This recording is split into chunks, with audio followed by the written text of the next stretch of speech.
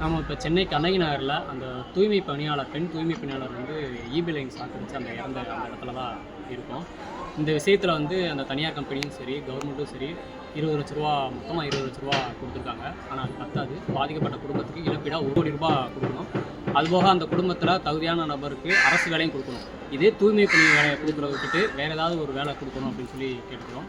இப்போ கவர்மெண்ட் வந்து சென்னையோட பூர்வகுடி மக்களை வந்து அப்புறப்படுத்தி நவீன கான்கிரீட் காடுகளான இந்த மாதிரி கண்ணகி நகர், எழில் நகர், பெரும்பாக்கம், செம்மஞ்சேரி இந்த மாதிரி நவீன கான்கிரீட் காடுகள்கிட்ட வந்து கொண்டு வந்து குடியமர்த்திடுறாங்க. ஆனால் அங்கே போதுமான அடிப்படை வசதிகள் இருக்கா அப்படின்னா இப்போ தான் கொஞ்சம் கொஞ்சமாக பண்ணிகிட்டு இருக்காங்கன்னு சொல்கிறாங்க.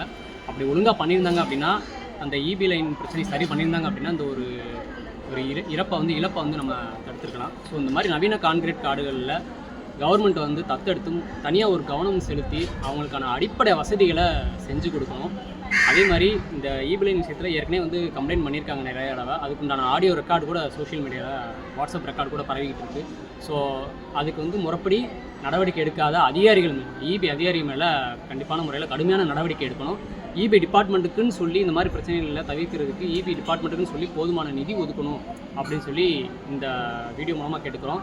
எப்படி தூய்மை பணியாளர்கள் வந்து வேலை விஷயமாக போராட்ட அந்த விஷயத்தில் வந்து எவ்வளோ மரியாதையை ஹேண்டில் பண்ணிங்க அந்த மாதிரிலாம் இல்லாமல் இது இவங்க வந்து உயிர் சம்மந்தப்பட்ட விஷயம். ஸோ இந்த விஷயத்தில் ஸ்ட்ரிக்டாக வந்து கவர்மெண்ட் வந்து ஆக்ஷன் எடுக்கணும். அவங்களுக்கு தேவையான அடிப்படை வசதி எனக்கு பார்த்தீங்கன்னா பில்டிங்கே ரொம்ப பழமையான பில்டிங்காக இருக்குது. அதுபோக அந்த ட்ரைனேஜ் சிஸ்டம்லாம் நீங்கள் பார்த்துருப்பீங்க. ட்ரைனேஜ் சிஸ்டம் சரியாகவே இல்லை. சாக்கடைக்கு போகிற பாதையே இல்லை. ஸோ இந்த மாதிரி அடிப்படை வசதிகள் இந்த பகுதிகளில் மக்களுக்கு செஞ்சு கொடுத்து அவங்களோட வாழ்வாதாரத்துக்கு உயிருக்கும் எந்த பாதிப்பு இல்லாத அளவுக்கு கவர்மெண்ட் வந்து செஞ்சு கொடுக்கணும் அப்படின்னு சொல்லி இந்த வீடியோ வாயிலாக கேட்டுக்கிறோம்.